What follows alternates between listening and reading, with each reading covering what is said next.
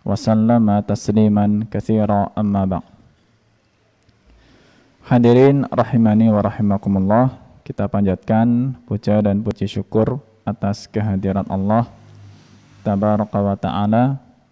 Di kesempatan malam hari ini, berkat rahmat Allah, kita bisa melanjutkan kajian kita dalam pembahasan kitab At-Tuhaf bil Ma'thuri Anis Salaf, membahas warisan-warisan para pendahulu kita, para salafus saleh, yang insya Allah pada malam hari ini judul pembahasannya adalah ketika keberkahan ilmu dicabut.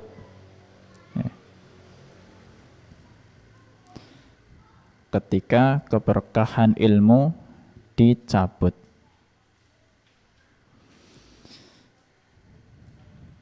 Kita semuanya yang namanya belajar, ya kepengennya ilmunya berkah, membawa banyak kebaikan. Tapi ada di antara orang-orang yang menuntut ilmu, semakin banyak yang ditulis, semakin banyak yang dihafal, semakin banyak yang dibaca, bukan semakin baik, bukan tambah berkah, akhlaknya tidak berubah jadi tambah mulia, lesannya tidak berubah jadi lebih diam, dan kemarin kita sebutkan hatinya tidak bertambah takut kepada Allah Subhanahu wa ta'ala.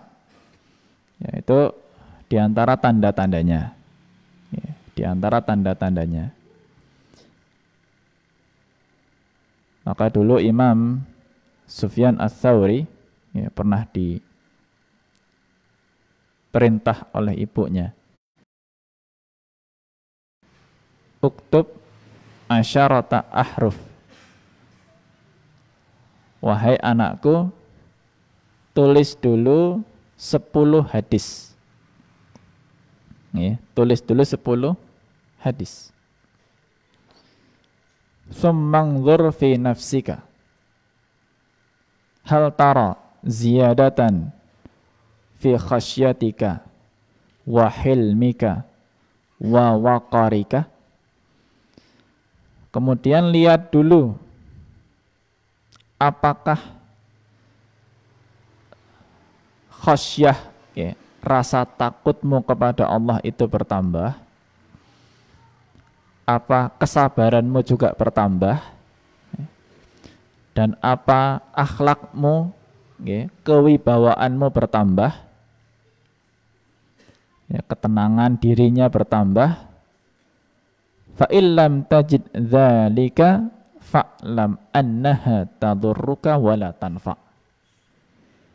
Ketahuilah, kalau ternyata takutnya tidak tambah, sabarnya tidak tambah, ketenangan dirinya tidak tambah, berarti ilmu tadi 10 hadis yang sudah ditulis itu berbahaya dan tidak bermanfaat.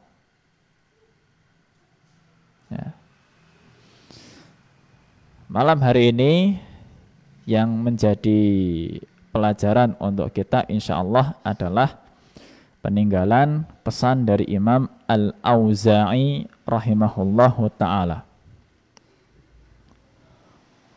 Anil Auza'i rahimahullahu qala, dari Imam Al-Auza'i beliau mengatakan, idza aradallahu an yuharrima abdahu barakatal ilmi alqa ala lisanihil aghalit. Jika Allah berkehendak, idza aradallah, jika Allah berkehendak, an yuharrima abdahu, untuk menghalangi hambanya. Barakatal ilmi, dari keberkahan ilmu, alqa ala lisanihil aghalid, maka Allah memasukkan ke dalam lisannya itu banyak kekeliruan. Allah memasukkan ke dalam lisannya banyak kekeliruan. Jika Allah berkehendak untuk menghalangi hambanya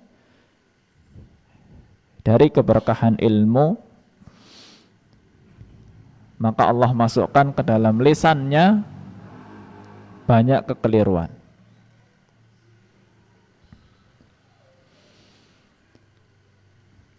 Oke, sebelum nanti bahas kekeliruan lisan di sini, saya kembali ingin mengingatkan dulu. Kemarin saya menyebutkan perkataan sebagian ulama, dan ini sebetulnya adalah ucapan sahabat Abdullah bin Mas'ud.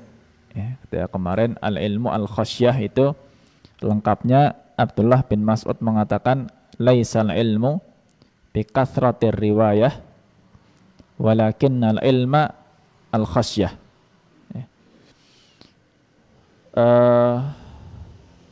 Ilmu itu bukan banyaknya riwayat, bukan banyaknya kita ngomong, bukan banyaknya kita ngajar. Ilmu itu bukan hanya itu saja, tapi ilmu itu adalah al-khasyah. Ilmu itu adalah bagaimana kita takut kepada Allah Subhanahu wa ta'ala. Maka Allah Subhanahu wa ta'ala berfirman dalam surat Fatir, ayat yang ke-28, innama yakhshallaha min ibadihil ulama. Sesungguhnya yang takut kepada Allah dari para hambanya itu adalah para ulama. Para ulama, orang-orang yang berilmu. Yang paling takut adalah para ulama. Semakin tinggi ilmunya, seharusnya semakin tambah takutnya kepada Allah. Tanda semakin takut apa? Ya banyak diam, tidak banyak ngomong. Ya. Ngomong hanya untuk yang diperlukan saja. Ya. Ibnu Umar pernah ditanya satu masalah dan beliau itu diam. Ya. Kemudian ditanya, kenapa kok diam? Ya. Beliau mengatakan, atahsabu anna lasna bisa ilina amma tas'alu anhu. Apakah kamu pikir kita ini yang menjawab pertanyaan tidak akan dihisab oleh Allah Subhanahu wa ta'ala nanti? Ya, karena menjawab pertanyaanmu itu, ya, menjawab pertanyaan itu, apalagi masalah agama itu luar biasa. Ya, itu tidak gampang. Ya, hati-hati sekali.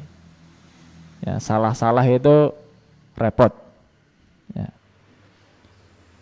Mending nek jawaban itu hanya didengar oleh 1-2 orang. Hari ini Masya Allah, ulama di Saudi Arabia berfatwa, potong videonya disebar, kita semuanya bisa nonton. Padahal kadang-kadang apa yang dijawab di sana itu belum tentu pas kalau dijawab di sini. Ya. Nah, itu kadang-kadang menimbulkan masalah juga. Karena ulama berfatwa itu harus melihat situasi dan kondisi. Bagaimana kondisi yang bertanya juga. Ya, nunseu. Pernah ada seorang mahasiswa, bertanya kepada Syekh Saleh Al-Fauzan. Ya. Bertanya kepada Syekh Saleh Al-Fauzan, dan ini saya mengambil faedah, ini cerdasnya beliau menjawab. Ringkes tapi mengena untuk semuanya. Karena fatwa beliau itu Masya Allah di TV banyak, diterjemahkan, ya, potongan-potongan videonya banyak. Ketika ada seorang penuntut ilmu tanya kepada beliau, Syekh,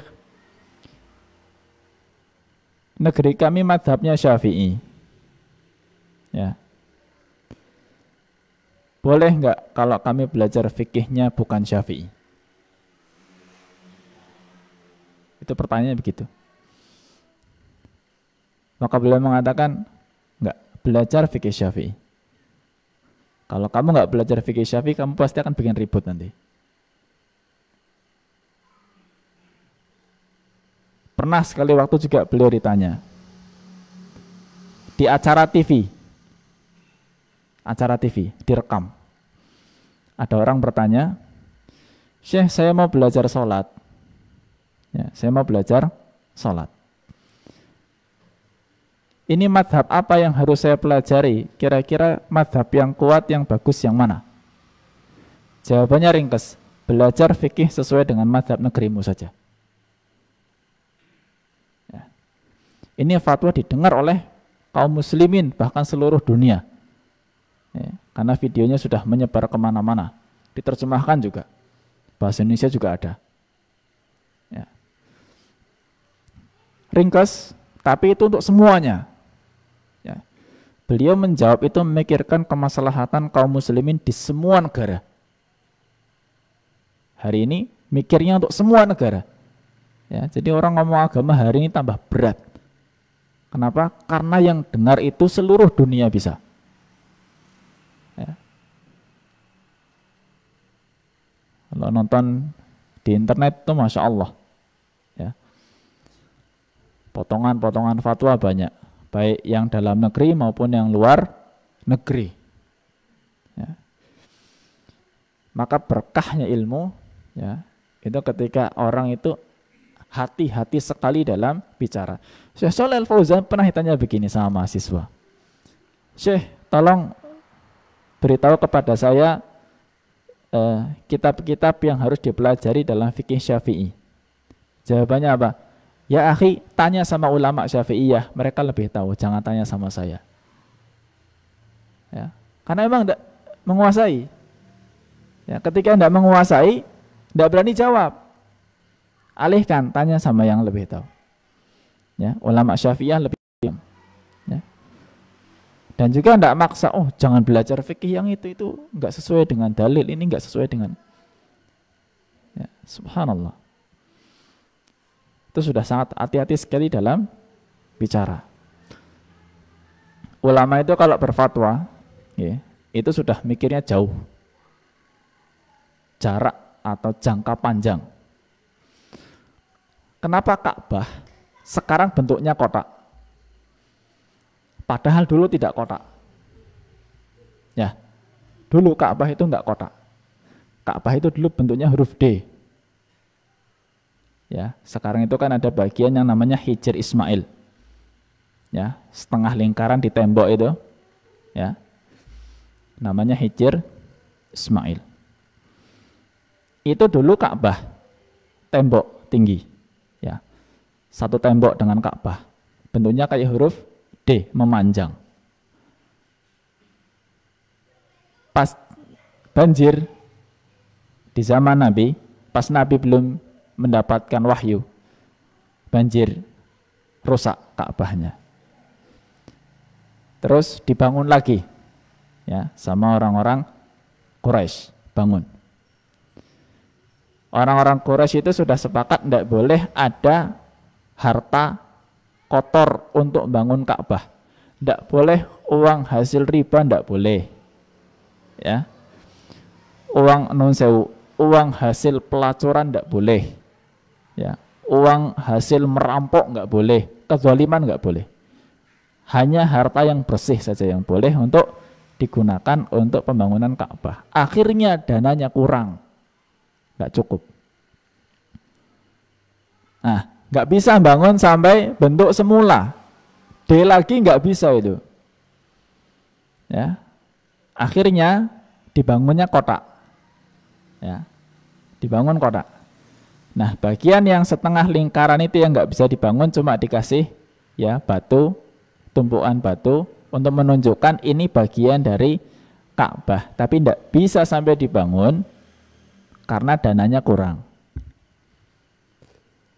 Nah, tapi Nabi SAW pernah berpesan kepada Aisyah radhiyallahu anha, laula hadatsatu ahdi qaumiki bil kufri lanaqattul ka'bata wa la banaituha ala asasi Ibrahim. Seandainya bukan karena kaummu itu baru meninggalkan kekafiran, jadi masuk Islamnya belum lama, banyak orang-orang yang masih baru Islamnya, ya. Kalau bukan karena mereka baru masuk Islam, saya kepengen sekali Ka'bah ini dihancurkan lagi, dibangun lagi seperti yang dibangun oleh Nabi Ibrahim dulu, ya. Kepengen sekali Nabi itu bentuknya D lagi kayak dulu, ya. Pengennya seperti itu. Nah, hingga akhirnya pas yang menjadi khalifah adalah Abdullah bin Zubair, ya. Abdullah bin Zubair mimpin. Pas itu juga memang Ka'bah rusak karena perang, ya. Jadi sebelumnya sudah ada perang, kemudian Ka'bahnya rusak, dibangun lagi oleh Abdullah bin Zubair. Dan Abdullah bin Zubair tahu hadis Nabi SAW, ya, tahu kalau Nabi itu kepengennya bentuknya D lagi, dibangun bentuknya D seperti semula. Nah, setelah Abdullah bin Zubair, yang berkuasa namanya Abdul Malik bin Marwan. Abdul Malik bin Marwan tidak tahu hadis Nabi, dikira malah Abdullah bin Zubair yang membuat Ka'bah itu tidak asli. Dikiranya yang aslinya Ka'bah itu bentuknya yang kotak, ya, dikira oleh Abdul Malik bin Marwan. Akhirnya dirubah lagi, yang sudah bentuknya D bener rubah jadi kotak lagi. Di zaman Harun ar-Rasyid, Harun ar-Rasyid tahu hadis Nabi, pengen rubah lagi jadi D lagi. Konsultasi kepada Imam Malik bin Anas, bagaimana kalau dibuat lagi seperti keinginan Nabi alaihi salatu wassalam. Jelas itu keinginan Nabi, tapi apa kata Imam Malik? Jangan, sudah seperti ini saja Ka'bahnya. Enggak seperti keinginan Nabi, enggak apa-apa, gini aja. Kenapa? Inni khasyitu antakuna antadhaba haibatul Ka'bah, ya, wa takuna la'batan lil muluk. Saya khawatir kalau nanti Ka'bah ini sekarang dirubah D lagi, ya, bolak-balik dibongkar, bolak-balik dibangun, nanti kewibawaan Ka'bah ini hilang, ya, karena bolak-balik dirubah terus. Nanti kewibawaan Ka'bah ini hilang, dan nanti Ka'bah itu bisa jadi bahan mainan para raja. Karena melihat sejarahnya dulu, oh ini zamannya ini dirubah, ini zamannya ganti pemimpin lagi, rubah lagi, ya, ganti pemimpin, rubah lagi. Wah, sekarang kita bikin yang baru kan bisa, ya. Akhirnya apa? Bisa ditambah, bisa dikurang, ya. Malah nggak karu-karuan nanti. Maka Imam Malik dengan hati-hati berfatwa jangan. Ya, efeknya nanti jangka panjang jelek, ya, karena para raja akhirnya semuanya kepengen, ya, kepengen untuk ngerubah-ngerubah Ka'bah, karena melihat dulunya itu sudah dirubah-rubah. Jadi memang ulama itu nek sudah berbicara itu sudah mikirnya panjang, ya, jadi jangan remehkan kalau ulama sudah ngomong apa, ya. Kita yang ilmunya dangkal jangan sampai ngomong lah singketan orang ngerti apa-apa, ya. Wah, dia ini fatwanya dia nggak ngerti ilmu ini kok berani dia itu sudah memikirkan semua perkara, ya, memikirkan banyak hal, ya, sampai berani berfatwa apa itu sudah mikir. Kalau nggak punya ilmunya nggak akan ngomong, Ya, itu ulama. Itu berkahnya ilmu di situ. Ya, semakin takut orang untuk ngomong masalah agama. Ya. Dan banyak menyerahkan kepada yang lebih ahli, kepada yang lebih pintar, ya, kepada yang lebih takwa, kepada yang lebih soleh, ya, menurut kita, ya, karena kita kan hanya bisa melihat lahirnya saja. Ya, itu tanda bahwa dia itu insya Allah ilmunya berkah. Ya. Tidak malu untuk ngomong saya nggak tahu. Gitu. Ya. Justru kalau ilmunya nggak berkah, untuk ngomong nggak tahu itu malu. Akhirnya jawab sekenanya. Nah, disinilah Allah Subhanahu Wa Taala memasukkan kelesannya itu banyak kekeliruan. Nggak berani ngomong nggak tahu. Ya, akhirnya banyak keliru. Ya. Dan tidak hanya itu. Ya. Jadi diantara bentuk kekeliruan lisan ya, yang dijelaskan oleh para ulama, al muradu bil aghalid, ya, Syekh Abdul Razak mengatakan yang dimaksud dengan kekeliruan-kekeliruan itu adalah syudzadzul masail wa si'abuha ala wajhi ta'annuti wa takalluf. Ini diantaranya. Diantaranya senang dengan masalah-masalah yang aneh dan susah. Ya. Senang dengan masalah-masalah yang aneh dan susah. Dan tujuannya itu hanya untuk kepuasan diri saja. Jadi untuk memberat-beratkan diri saja. Ya, tujuannya itu. Pertanyaan atau mungkin masalah yang nek dia tahu pun itu enggak manfaat sebetulnya. Ya, tapi yo kepengen banget tahu. Ya. Pernah dulu Imam Ahmad ditanya, ada orang tanyanya apa? Apakah Ya'juj dan Ma'juj itu Muslim? Ya, tanyanya, apakah Ya'juj dan Ma'juj itu Muslim? Pikir, nek Muslim arep ngopo, nek bukan Muslim arep ngopo gitu. Ya kan? Maka Imam Ahmad menjawab, ahkamtal ilma hatta tas'al anda. Apa kamu itu ilmunya sudah mantap sampai bisa tanya masalah itu?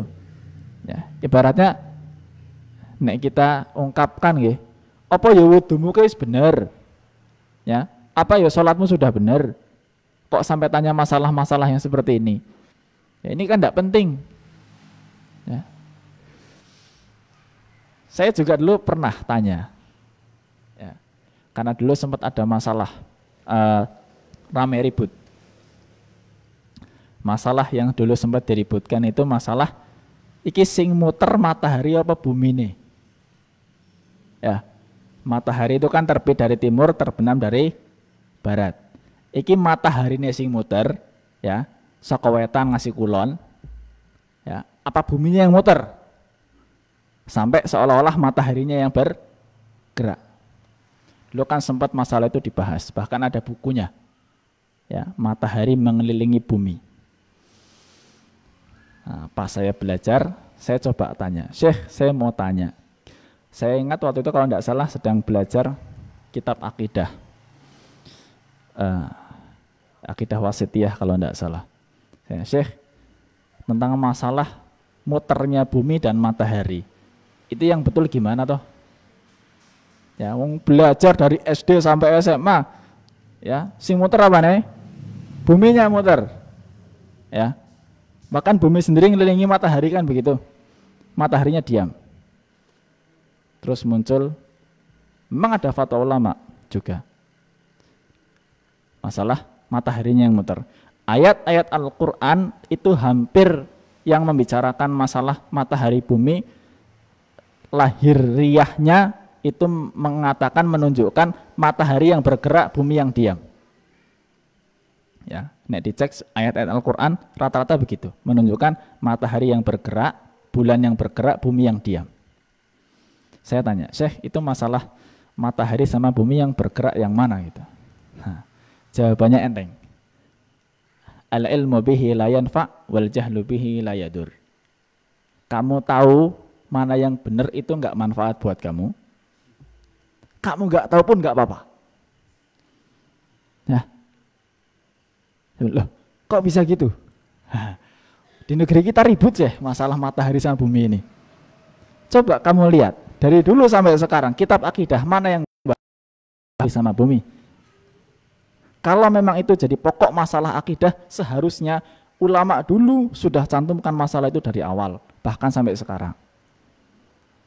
Karena dari dulu ulama tidak ada yang mencantumkan itu jadi pokok akidah, ya, kita tidak usah terlalu repot masalah seperti itu. Ya. Seandainya toh ada yang meyakini bumi yang muter atau mungkin sebaliknya, itu tidak sampai menjatuhkan orang ke dalam hukum kafir, itu tidak. Ya. Pernah lagi duduk, ya, orang Indonesia ada 3, orang Yaman ada 1, ya, 2 sama syekhnya. Kita ditanya, ayo kamu, bulan sama bumi gede mana? Orang Indonesia jawab gede bulan. Ya, kamu yang kedua, bulan sama bumi gede mana? Gede bumi. Maaf, saya ulangi. Orang pertama orang Indonesia ngomong gede bumi, ya. Kita semua sepakat bulan sama bumi gede mana? Gede bumi. Orang Indonesia 3-tiganya jawab gede bumi, Syekh. Sepakat kita semua. Ijma ini orang Indonesia sudah. 1 orang Yaman ditanya, kamu bulan sama bumi gede mana? Orang Yaman sendiri yang ngomong gede bulan, Syekh. Kita bertiga kaget. Maklumat dari mana gede bulan ini?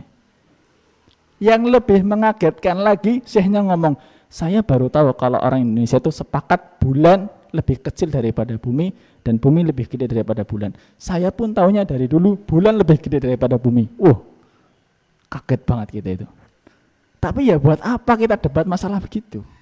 Ya. Mau yang gede bulan, mau yang gede bumi, nggak ada masalah, terserah. Ya.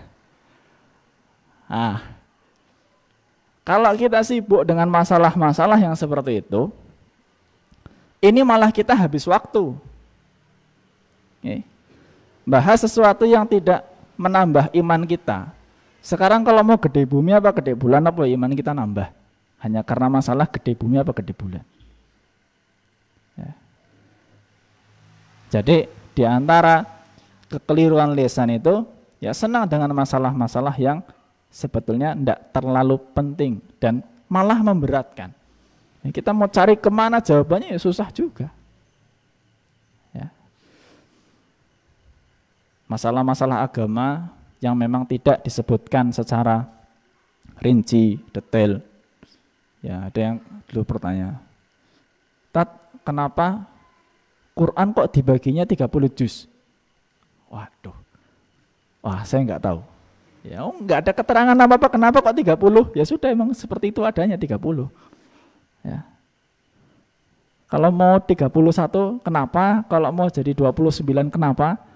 Ya, ngomong 15 gitu. Itu kan tidak menambah takut kita kepada Allah. Yang penting toh kita ngamalkan Quran, kan di situ yang penting. Belajar Quran, baca, dipahami, diamalkan. Ya. Mau berapa juz yang mau sampai sekarang 30 juz ya sudah. Ya. Kemudian juga diantara kekeliruan lisan ini adalah wasu'ul qasdi bil as'ilati mimma yuthiru syukuk fayaksurul jadla wa tazidul khusumat. Jadi bertanya atau banyak bertanya dengan pertanyaan yang menimbulkan keraguan. Ya. Akhirnya apa? Akhirnya jadi senang berdebat, ya. Senang padu, ya. Karena memang dari awal itu su'ul qasdi, dari awal itu belajar itu niatnya sudah jelek, ya. Dari awal niatnya sudah jelek. Nabi SAW bersabda, man ta'allamal ilma liyubahiya bihil ulama au yumariya bihis sufaha au yasrifa wujuhan nasi ilaihi adkhalahullahu jahannam.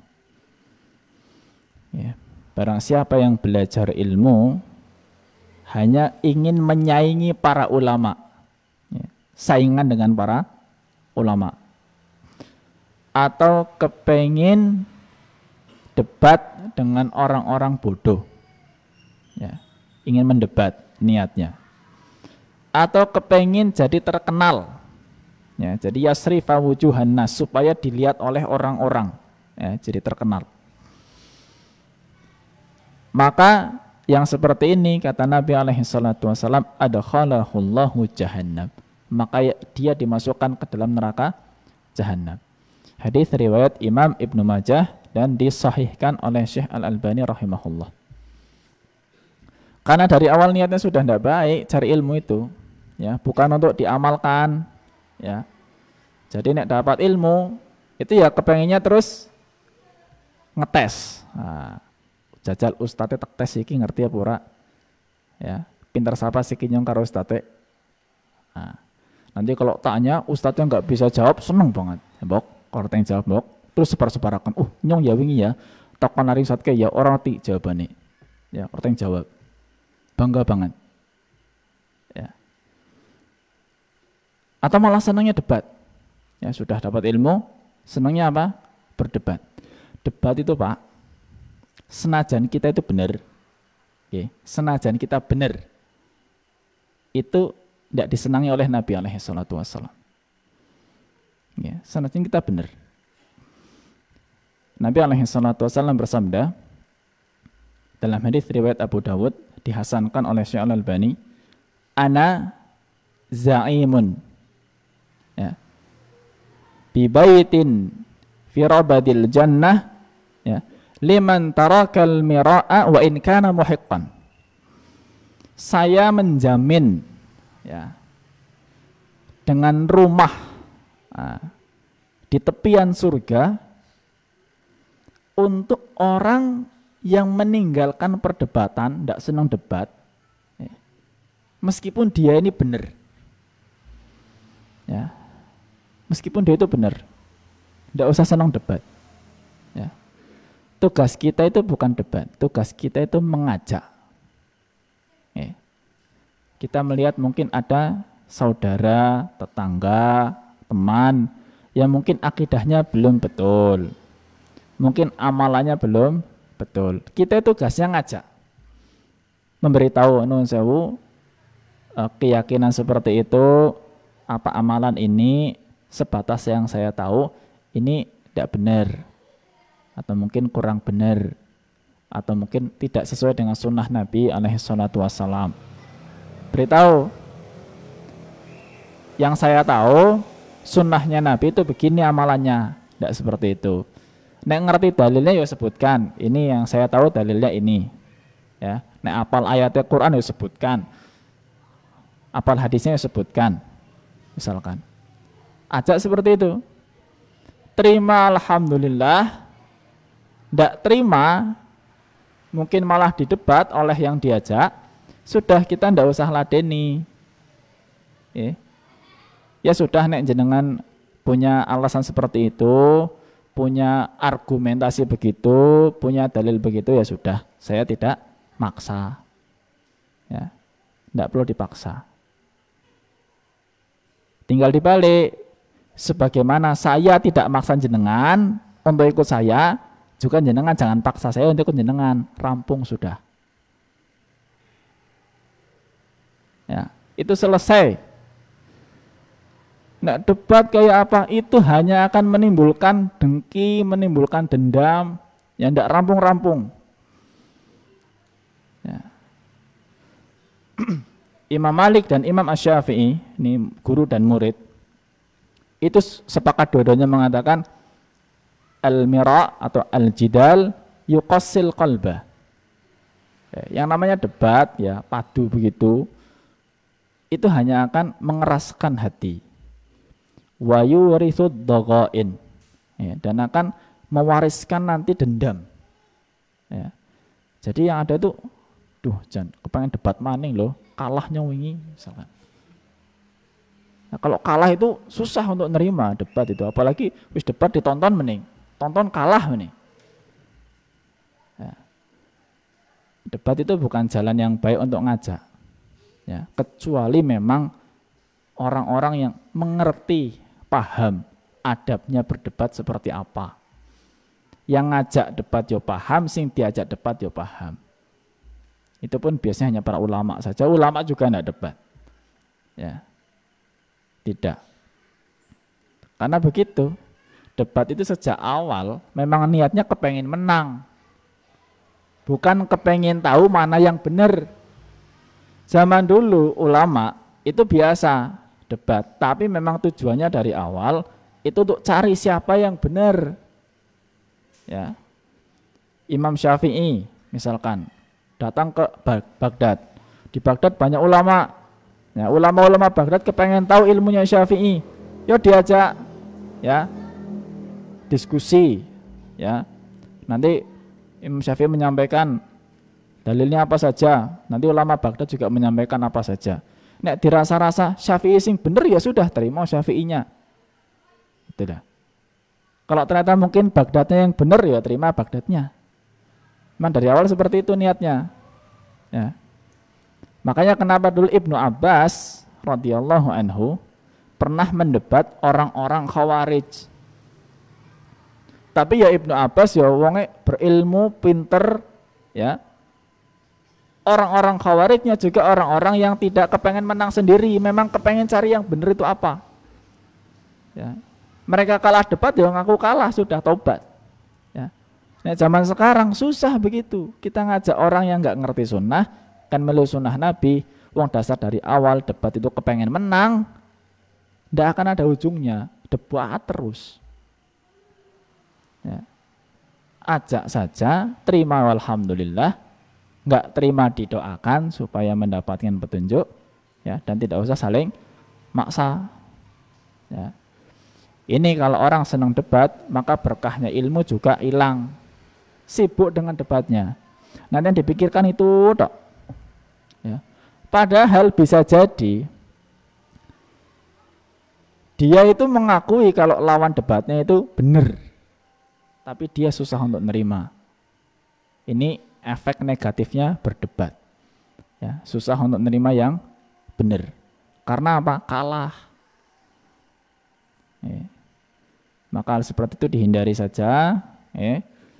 Sibuk dengan perkara-perkara yang nyeleneh tadi, yang tidak terlalu menambah iman, ya sudah, tidak perlu didalami juga, dan tidak perlu juga senang dengan debat-debat seperti itu. Ini diantara gambaran orang yang dicabut berkahnya oleh Allah Subhanahu wa Ta'ala dalam ilmunya.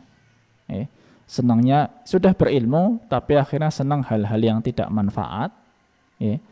Atau sudah berilmu malah niatannya jadi kepengen debat. Jadi semoga kita semuanya yang belajar diberkahi ilmunya oleh Allah Subhanahu wa Ta'ala. Yang belum khusyuk ya jadi tambah khusyuk sholatnya, yang mungkin belum begitu ikhlas dalam ibadah ya ditambah keikhlasannya oleh Allah Subhanahu wa Ta'ala. Itu yang diharapkan seperti itu. Sebelum saya mengakhiri kajian di malam hari ini, saya mau menjawab pertanyaan dulu. Ada pertanyaan yang masuk dan mudah-mudahan ini menjadi maklumat untuk semuanya. Pertanyaannya tentang mendirikan sholat Jumat tapi tidak di masjid. Jadi ini juga banyak ditanyakan kepada para ulama. Ada mungkin mahasiswa-mahasiswa. Ada pertanyaan begini. Mahasiswa dari Arab belajar di Malaysia. Dari Arab belajar di Malaysia. Ikut Jumatan di masjid, khutbahnya pakai bahasa Malaysia. Wong Arab ora paham. Tinimbangannya ora paham, mending Jumatan nang asrama. Dengan orang-orang Arab yang lain, khutbahnya bahasa Arab, paham. Ditanyakan, ini boleh nggak seperti ini? Ya. Ada juga yang mungkin Jumatannya mungkin di tempat kerja, ya kantor, ada ruangan, tapi masjid ya banyak dan dekat, ya. Tapi mendirikan Jumatan sendiri di kantor, itu supaya apa? Ya biasanya menghemat waktu, karena kalau jalan pulang pergi kan cukup makan waktu biasanya. Kalau di kantor tok kan ya di situ aja, enggak kemana-mana. Nah, atau mungkin juga santri. Ya kalau pondok pesantren sih kalau ada masjidnya ya memang masjid ya enggak ada masalah gitu. Kalau mungkin misalkan di aulanya ya masalah sholat Jumat enggak di masjid, ya ini saya juga hanya mengutip fatwa saja. Yang saya baca di sini fatwa dari Al-Lajnah Ad-Daimah dari lembaga tetap, komisi tetap untuk riset dan fatwa yang ada di Saudi Arabia. Fatwanya mengatakan begini, al-aslu an tuqama jumu'atun wahidatun fil baladil wahid wala tata'addadul juma'. Asalnya, syariatnya adalah hanya ditegakkan satu Jumatan di satu negara. Oh, bejal. Satu Jumatan di satu negara dan tidak berbilang ibadah Jumatnya. Ini asalnya. Indonesia Jumatan sisi Istiqlal cukup. Olah, mangkat suwe banget. Ya, saka Cilongo tekan Jakarta. Tapi tunggu dulu. Aslinya satu negeri Jumatannya satu. Illa li'udhrin syar'i. Ya. Nah, boleh jadi banyak kalau memang ada uzur syar'inya. Ya, seperti apa?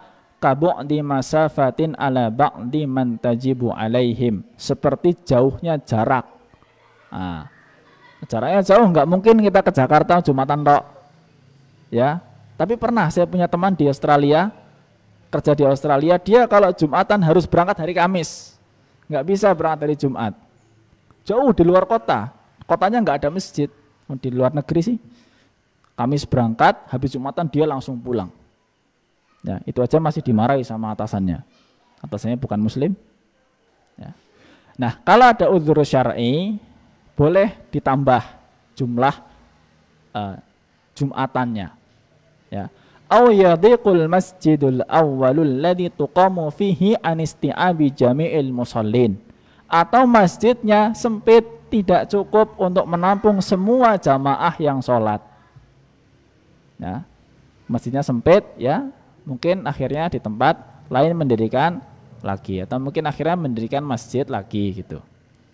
Bisa karena tadi jaraknya terlalu jauh, ya, atau mungkin karena masjidnya tidak cukup. Itu contoh. Aw nahwi dzalika mimma yasluhu musawwigan liiqamati jumu'atin tsaniyah. Ya, atau juga selain dari itu ada mungkin ya alasan-alasan yang jadi boleh untuk mendirikan Jumatan lagi. Fa inda dzalika yuqamu jumu'atun ukhra fi makanin yatahaqqaqu bi iqamatiha fihi al-gharadu min ta'addudiha. Maka dengan seperti itu kalau ada Jumatan yang lain lagi diharapkan kalau memang kondisinya kayak tadi ya, jaraknya jauh atau mungkin masjidnya sempit ya. Kok diadakan Jumatan di tempat lain ya mudah-mudahan ini bisa mencapai tujuan yang diinginkan untuk mendirikan Jumatan bersama dengan kaum muslimin. Kesimpulannya, sekedar kesimpulan dari fatwa ini, kalau masalah jarak itu ulama pada hari ini mengatakan bukan uzur, karena pada hari ini masjidnya banyak. Nek masalah jarak, ibaratnya jalan dari rumah atau mungkin dari tempat tinggal ke masjid, semua jalan 15 menit apa sampai setengah jam itu masih dekat. Ya, dekat. Enggak sampai sejam gitu misalkan, jauh sekali. Setengah jam itu masih dekat. Apalagi cuma 15 menit ya. Masjid di kita ini banyaknya luar biasa. Alhamdulillah. Ya. Jadi kalau memang masih ada masjid dan mungkin masih nampung seumpama ya, masih menampung jumlah jamaah, ya lebih maslahat kalau sholatnya tetap di masjid. Itu pun yang difatwakan tadi kepada mahasiswa Arab yang belajar di Malaysia. Dikatakan Jumatan di asrama hanya karena khutbahnya pakai bahasa Malaysia itu bukan uzur. Ya, tetap harus ke masjid. Yang penting kan syarat rukunnya itu terpenuhi. Perkara penjelasannya pakai bahasa Malaysia itu urusan lain. Tetap ke masjid. Yang tadi bertanya Jumatan di kantornya pun karena masjidnya banyak dan masih nampung, tetap harus ke masjid, bukan di tempat kerja. Ya. Itu asal hukumnya begitu. Ya, tinggal ditimbang tadi masalah jarak. Kalau jarak insya Allah banyak masjid, dan tinggal masalah nampung atau tidak. Ya, menampung atau tidak. Ya, kalau tidak nampung mungkin halaman masjidnya atau mungkin ditambah di area mana juga nggak ada masalah sebetulnya. Ya, seperti itu. Adapun kalau uzur-uzur kayak sekarang Nun Sewu, kalau kita bicara wabah, ya kalau sekarang sudah menerapkan protokol, ya itu sudah bukan uzur lagi. Dalam artian uzur itu kan kalau waktu ditutup misalnya itu masih uzur, nggak Jumatan. Sekarang sudah dibuka dan sudah menerapkan protokol, ya itu tidak dijadikan alasan untuk tidak Jumatan di masjid. Ya, seperti itu. Allahu a'lam bishawab. Ini gambaran umumnya, ya. Mudah-mudahan bisa dipahami dan bisa diamalkan. Kurang lebihnya saya mohon maaf untuk kesempatan malam hari ini. Terima kasih atas banyak perhatiannya. Wassallallahu ala nabiyyina Muhammad wa ala alihi wa sahbihi wa baraka wa sallam. Wa akhiru da'wana anil hamdulillahi rabbil alamin. Subhanakallahumma wa bihamdika asyhadu an la ilaha illa anta astaghfiruka wa atubu ilaik. Billahi taufik wal hidayah. Assalamualaikum warahmatullahi wabarakatuh.